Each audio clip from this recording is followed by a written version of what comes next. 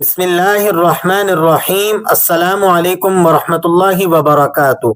آج کے سبق میں ہم حروف مستعلیہ کے بارے میں دیکھیں گے کہ ہیوی لیٹرز کیسے ادا کیے جاتے ہیں۔ جب ہمیں ان کی پریکٹس ہو جائے گی تو انشاءاللہ لحن جلی جو کہ حرام ہے اس میں سے بہت بڑے حصے کو ہم آسانی سے سیکھ جائیں گے۔ میں نے پوری کوشش کی ہے کہ ہم آسانی کے ساتھ یہ سمجھ سکیں کہ ہیوی لیٹرز کس طرح سے ادا کیے جاتے ہیں۔ تو چلتے ہیں حروف مستعلیہ کے بارے میں سیکھتے ہیں۔ آپ لوگوں نے نام کی وجہ سے پریشان نہیں ہونا، مین چیز یہ ہے کہ آپ اس کا کانسیپٹ یاد رکھیں کہ ہم ان کو فل ماؤتھ لیٹرز بھی کہتے ہیں اور ان کو ہیوی لیٹرز بھی کہتے ہیں۔ آپ ان حروف کو یاد کر لیں، یہ ہمیشہ پر کر کے پڑھے جاتے ہیں، ہمیشہ ہیوی پڑھے جاتے ہیں۔ ان کے علاوہ بھی کچھ حروف ہیں لیکن ان پر کوئی کنڈیشنز اپلائی ہوتی ہیں جس کی وجہ سے کبھی وہ ہیوی پڑھے جاتے ہیں اور کبھی آپ ان کو لائٹ پڑھتے ہیں۔ سب سے پہلے جان لیتے ہیں کہ حروف مستعلیہ کہتے کسے ہیں۔ مستعلیہ کا مطلب ہے اونچا ہونا یا بلند ہونا۔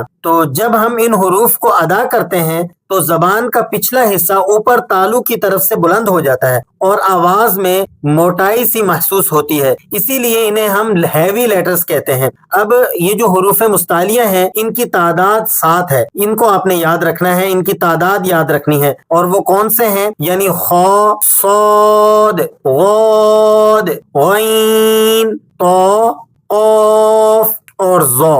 انہیں ایک جملے کے اندر جمع کر دیا گیا ہے کہ آسانی کے ساتھ ہم انہیں یاد رکھ سکیں۔ اور وہ جملہ کون سا ہے؟ خص واغتن قز۔ اس جملے کو جب آپ یاد کر لیں گے تو آپ کو یہ ہیوی لیٹرز حروف مستعلیہ بالکل آسانی سے ذہن نشین ہو جائیں گے۔ ایک اہم بات اور یہ نقطہ آپ نے ذہن میں رکھنا ہے کہ بھاری پڑھنے کا مطلب یہ ہرگز نہیں ہے کہ ہم ان حروف کو کھینچ کر یا غیر ضروری دباؤ ڈال کر پڑھیں، بلکہ اصل مقصد یہ ہے کہ ان کے ساتھ زبان کا پچھلا حصہ اٹھے اور آواز میں قدرتی طور پر بھاری پن پیدا ہو۔ اب اس بات کو صحیح طریقے سے سمجھنے کے لیے اور قرآن کریم میں اسے اپلائی کرنے کے لیے ہم چلتے ہیں اور دو حرف کو جو قریب المخرج ہیں اور جن کی ادائیگی تقریباً سیم ہے انہیں جوڑی بنا لیتے ہیں اور ان کی مشق کر لیتے ہیں قرآن کریم کے الفاظ کے ساتھ۔ پہلی جوڑی جس کی ہم مشق کرنے لگے ہیں وہ ہے غین اور خا۔ ان دونوں کا مخرج ایک ہی ہے، یہ حلق کے ابتدائی حصے سے ادا ہوتے ہیں۔ اب پہلے دیکھتے ہیں ہم غین کو۔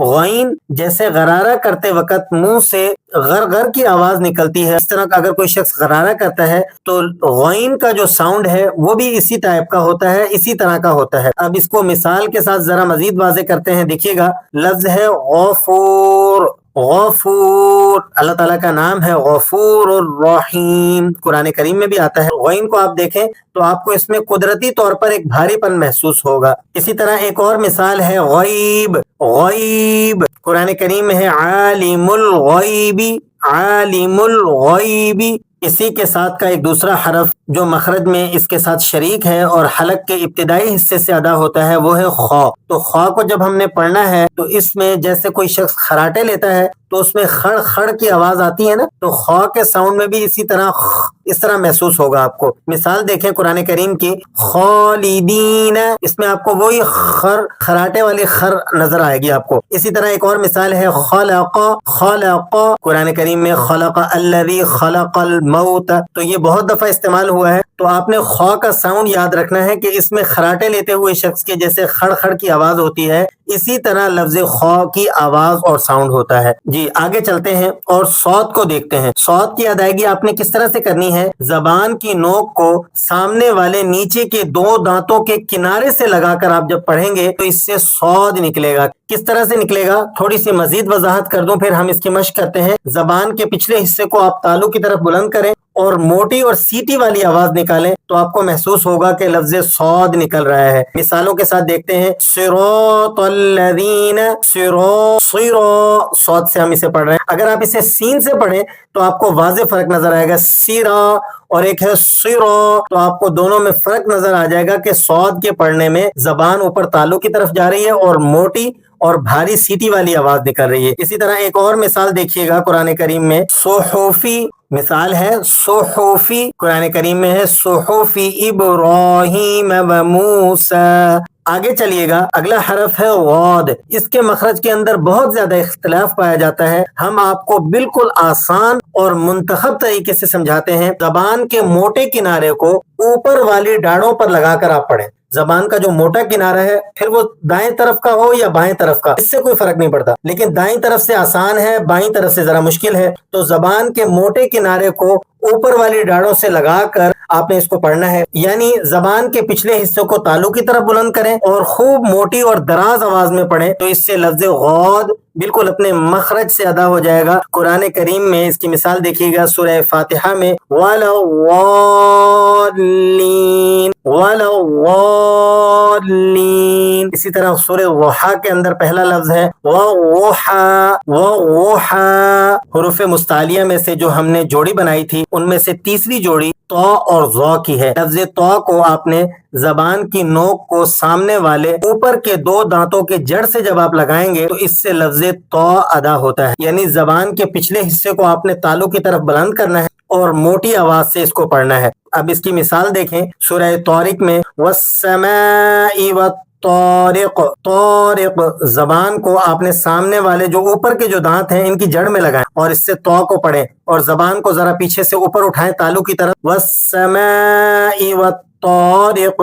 اسی طرح جناب رسول اللہ صلی اللہ علیہ وسلم کے بیٹے کا نام تھا طیب، طیب، لفظ طیب میں بھی آپ تو کی اچھی طرح سے مشق کر سکتے ہیں۔ لفظ ظا، یہ بھی تو کا ہم مخرج ہے، زبان کی نوک کو سامنے والے اوپر کے دو دانتوں کی جڑ سے لگا کر آپ پڑھیں گے، یعنی زبان کے پچھلے حصے کو تالو کی طرف بلند کریں گے اور موٹی آواز میں پڑھیں گے ظا۔ لفظ ظا مثال میں دیکھیے گا، ظلموا الذین ظلموا، ظلموا، اسی طرح ظنوا، قرآن کریم میں ہے ظنوا انفسہم، لفظ ظنوا، تو اس میں بھی آپ ظا کی مشق کر سکتے ہیں۔ حروف مستعلیہ کا 7واں حرف قاف ہے۔ قاف یہ بھی ہیوی لیٹرز میں سے ہے، آپ نے اس کو فل ماؤتھ یعنی موٹا کر کے پڑھنا ہوتا ہے، اور اس کا پڑھنے کا طریقہ کیا ہے، زبان کے پچھلے حصے کو تالو کے پچھلے حصے کی طرف بلند کرتے ہوئے ہم اسے پڑھیں گے، یعنی زبان کے پچھلے حصے کو قوے والی جگہ پر لگاتے ہوئے اسے پڑھا جائے گا۔ مثال میں دیکھیے گا،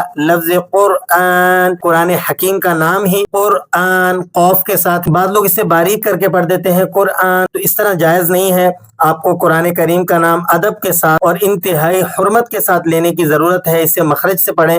اسی طرح لفظ قوم، قوم ہاد، قوم، قرآن کریم کا لفظ ہے قوم۔ آپ نے محسوس کیا ہوگا کہ ان الفاظ میں آواز بھاری بھاری اور بھرپور محسوس ہوتی ہے۔ اچھا، ایک احتیاطی پہلو آپ نے ذہن میں رکھنا ہے، اکثر لوگ غلطی سے زیر کے ساتھ ان حروف کو ہلکا پڑھنے لگتے ہیں، یعنی جہاں دیکھتے ہیں کہ ان حروف پر زیر آ گئی تو وہ سمجھتے ہیں کہ زیر چونکہ یہ نیچے کی طرف پستی کی طرف کی آواز ہوتی ہے تو ان حروف پر زیر آنے کا مطلب یہ ہے کہ ان کو باریک پڑھا جائے، تو ایسا نہیں ہے، یہ غلطی ہے، اس سے بچنے کی ضرورت ہے۔ امید ہے آج کی ویڈیو سے آپ کو حروف مستعلیہ کے بارے میں مکمل سمجھ آ گئی ہوگی۔ اگر آپ کو یہ سبق فائدہ مند لگا ہو تو یہ ویڈیو کو لائک کرنا اور چینل کو سبسکرائب کرنا ہرگز نہ بھولیے گا، تاکہ آپ کو مزید تجوید اور قرآن کی درست تلاوت سے متعلق ویڈیوز وقت پر ملتی رہیں۔ دعاؤں میں یاد رکھیے گا۔ السلام علیکم ورحمۃ اللہ۔